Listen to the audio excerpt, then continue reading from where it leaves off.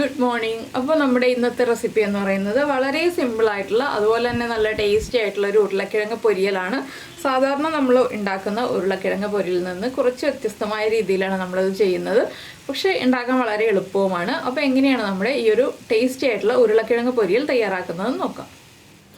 നമുക്ക് നമ്മുടെ ഇൻഗ്രീഡിയൻസ് നോക്കാം. നമ്മളിപ്പോൾ 3 ഉരുളക്കിഴങ്ങ് എടുത്തിട്ടുണ്ട്. അതിലേക്കായിട്ടൊരു വലിയ സവാള എടുത്തിട്ടുണ്ട്. പിന്നെ വേണ്ടത് നമ്മുടെ പൊടികളാണ്. അപ്പോൾ ഈ ഉരുളക്കിഴങ്ങിൻ്റെ തൊലി മാറ്റാതെയാണ് കേട്ടോ നമ്മൾ ഈ ഒരു പൊരിയൽ തയ്യാറാക്കുന്നത്. അപ്പോൾ ഉരുളക്കിഴങ്ങിൻ്റെ തൊലി മാറ്റാതെ നമുക്ക് നന്നായിട്ട് കഴുകി വൃത്തിയാക്കിയതിന് ശേഷം കട്ട് ചെയ്തെടുക്കാം. കട്ട് ചെയ്ത് വെള്ളത്തിലേക്ക് ഇടുക. വെള്ളം നന്നായിട്ട് തെളിയുന്നത് വരെ കഴുകി എടുക്കുക. ആദ്യമേ തന്നെ തൊലി മാറ്റാതെ നന്നായിട്ട് അതിന് പുറമേയുള്ള മണ്ണൊക്കെ കഴുകി വൃത്തിയാക്കി എടുത്തതിന് ശേഷം വേണം കട്ട് ചെയ്യാനായിട്ട്.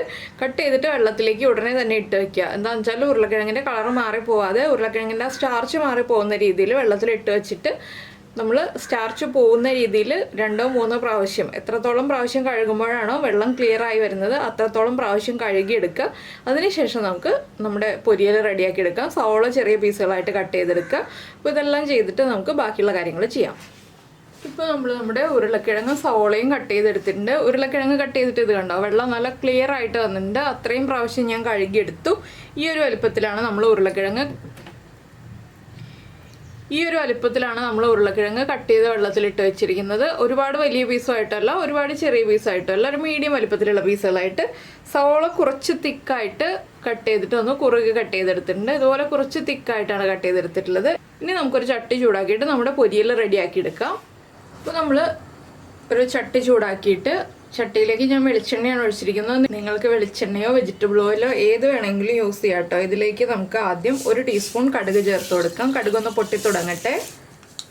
അപ്പോൾ നമ്മുടെ കടുക് പൊട്ടി കഴിയാറായിക്കൊണ്ടിരിക്കുന്നുണ്ട്. ഇനി നമുക്കിതിലേക്ക് ചേർക്കേണ്ടത് നമ്മൾ കട്ട് ചെയ്ത് വെച്ചിരിക്കുന്ന സവോള ഉണ്ടല്ലോ, ആ സവോള ചേർത്ത് കൊടുക്കാം.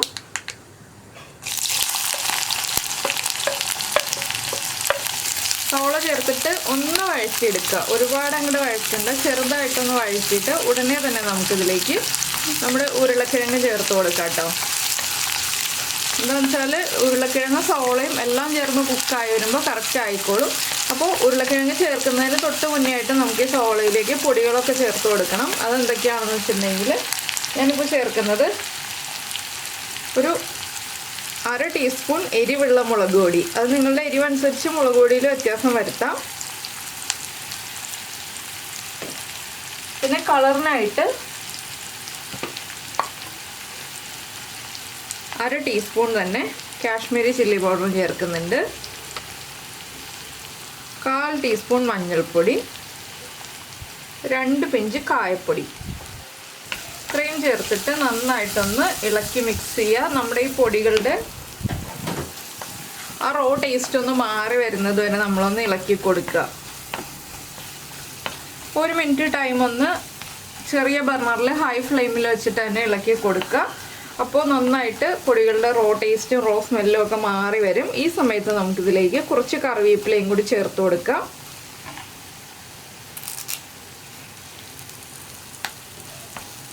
കറിവേപ്പിലയും ചേർത്ത് നന്നായിട്ടൊന്ന് ഇളക്കി കൊടുക്കുക. അപ്പോൾ ഞാനിപ്പോൾ ഉപ്പ് ചേർത്തിട്ടില്ല കേട്ടോ, ഉപ്പ് പിന്നെ ചേർക്കുന്നുള്ളൂ. നമ്മുടെ പൊടികളൊക്കെ കുക്കായി വന്നിട്ടുണ്ട്. ഇനി നമുക്കിതിലേക്ക് നമ്മുടെ ഉരുളക്കിഴങ്ങ് കട്ട് ചെയ്തത് വെള്ളം മാറ്റിയിട്ട് ചേർത്ത് കൊടുക്കാം. വെള്ളത്തോടുകൂടി ചേർക്കരുത്, വെള്ളം മാറ്റിയിട്ട് നമുക്ക് ഉരുളക്കിഴങ്ങും കൂടി ചേർക്കാം. ഉരുളക്കിഴങ്ങ് ചേർക്കുമ്പോഴും നമ്മൾ ഹൈ ഫ്ലെയിമിൽ വെച്ചിട്ടാണ് ചേർക്കുന്നത്. ഇനി നന്നായിട്ടൊന്ന് ഇളക്കി മിക്സ് ചെയ്യുക.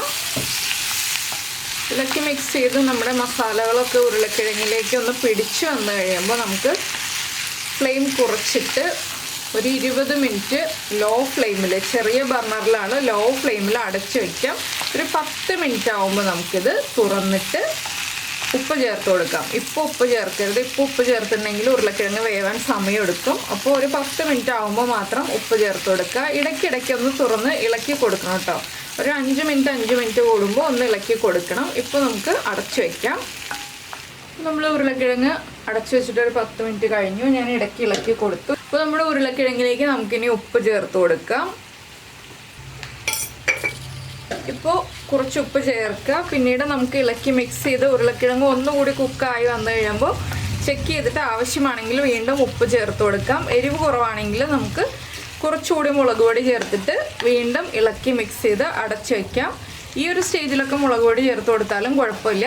കുറച്ചുകൂടി കഴിഞ്ഞിട്ടാണെങ്കിലും മുളക് പൊടി ചേർത്തിട്ടുണ്ടെങ്കിലും മുളക് പൊടിയുടെ ആ ഒരു റോ ടേസ്റ്റ് നിൽക്കും. അപ്പോൾ പച്ചമുളക് സ്പ്ലിറ്റ് ചെയ്ത് ചേർക്കാം കേട്ടോ. ആ ഒരു സ്റ്റേജൊക്കെ ആകുമ്പോൾ കായി കഴിഞ്ഞിട്ടാണെങ്കിൽ പച്ചമുളക് മാത്രം ചേർക്കാം, പിന്നീട് മുളക് പൊടി ചേർക്കരുത്. അപ്പോൾ ഉപ്പ് ചേർത്ത് ഞാൻ നന്നായിട്ട് ഇളക്കി മിക്സ് ചെയ്തിട്ടുണ്ട്. ലോ ഫ്ലെയിമിൽ വെച്ചിട്ട് തന്നെയാണ് കുക്ക് ചെയ്യുന്നത്. ഇനി ഒരു 10 മിനിറ്റും കൂടെ നമുക്ക് കുക്ക് ചെയ്തെടുക്കണം. അപ്പോഴേ കറക്റ്റായിട്ട് കുക്കായിട്ട് വരുള്ളൂ. അപ്പോഴേ നമ്മുടെ സവോളയും ഒക്കെ നന്നായിട്ട് കുക്കായി വരുള്ളൂ. വീണ്ടും നമുക്ക് 10 മിനിറ്റ് അടച്ചു വയ്ക്കാം. അപ്പോൾ നമ്മൾ വീണ്ടും ഉരുളക്കിഴങ്ങ് അടച്ചു വെച്ചിട്ട് ഒരു 10 മിനിറ്റ് ആയി. ഇപ്പോൾ ഉരുളക്കിഴങ്ങൊക്കെ നന്നായിട്ട് കുക്കായി വന്നിട്ടുണ്ട്. നമ്മളിതുപോലെ ഒന്ന് ഇളക്കിയതിന് ശേഷം ഉടച്ച് നോക്കുകയാണെങ്കിൽ നന്നായിട്ട് ഉടഞ്ഞ് വരുന്നുണ്ട്. ഇത് കണ്ടോ? അപ്പോൾ ഇനി നമുക്ക് ഫ്ലെയിം ഓഫ് ചെയ്തിട്ട് സെർവിങ് ബൗളിലേക്ക് മാറ്റാം. ഇത്രയേ ഉള്ളൂ ഉരുളക്കിഴങ്ങ് പൊരിയലിൻ്റെ പരിപാടി. വളരെ എളുപ്പത്തിൽ ഉണ്ടാക്കാൻ പറ്റുന്ന റെസിപ്പിയാണ്. അപ്പോൾ എല്ലാവരും ട്രൈ ചെയ്ത് നോക്കുക. ഞാനിപ്പോൾ ഫ്ലെയിം ഓഫ് ചെയ്യാണ്. അപ്പോൾ എല്ലാവരും ഉണ്ടാക്കി നോക്കിയിട്ട് ഫീഡ്ബാക്കൊക്കെ അറിയിക്കുക. ഇത് നല്ല കട്ട തൈരുണ്ടല്ലോ, പുളിയില്ലാത്ത കട്ട തൈരിൻ്റെ കൂടെ കഴിക്കാൻ നല്ലൊരു റെസിപ്പിയാണ് കേട്ടോ. അപ്പോൾ എല്ലാവരും ഉണ്ടാക്കി നോക്കിയിട്ട് ഫീഡ്ബാക്ക് അറിയിക്കുന്നതിൻ്റെ കൂടെ തന്നെ നിങ്ങൾക്ക് സാമ്പാറിൻ്റെ കൂടെയാണോ, അതുപോലെ തന്നെ രസത്തിൻ്റെ കൂടെയാണോ, തൈരിൻ്റെ കൂടെയാണോ, ഏതിൻ്റെ കൂടെയാണോ നല്ല കോമ്പിനേഷനായിട്ട് തോന്നിയിരുന്നുള്ളതും കൂടെ ഒന്ന് കമൻറ്റ് ചെയ്യണേ. അതുപോലെ തന്നെ നിങ്ങൾ ഇതുവരെ നമ്മുടെ ചാനൽ സബ്സ്ക്രൈബ് ചെയ്തിട്ടില്ലെന്നുണ്ടെങ്കിൽ ഒന്ന് ചാനൽ സബ്സ്ക്രൈബ് ചെയ്ത് സപ്പോർട്ട് ചെയ്യണേ. സബ്സ്ക്രൈബ് ചെയ്യുന്നതിന് ഈ വീഡിയോയുടെ താഴെയുള്ള റെഡ് സബ്സ്ക്രൈബ് ബട്ടൺ ഒന്ന് ക്ലിക്ക് ചെയ്യുക. ആൻഡ് റൈറ്റ് സൈഡിലുള്ള ബെല്ലൈക്കണും ക്ലിക്ക് ചെയ്യുക. അപ്പോൾ ഓൾ എന്ന് പറഞ്ഞിട്ടൊരു ഓപ്ഷൻ കാണാം.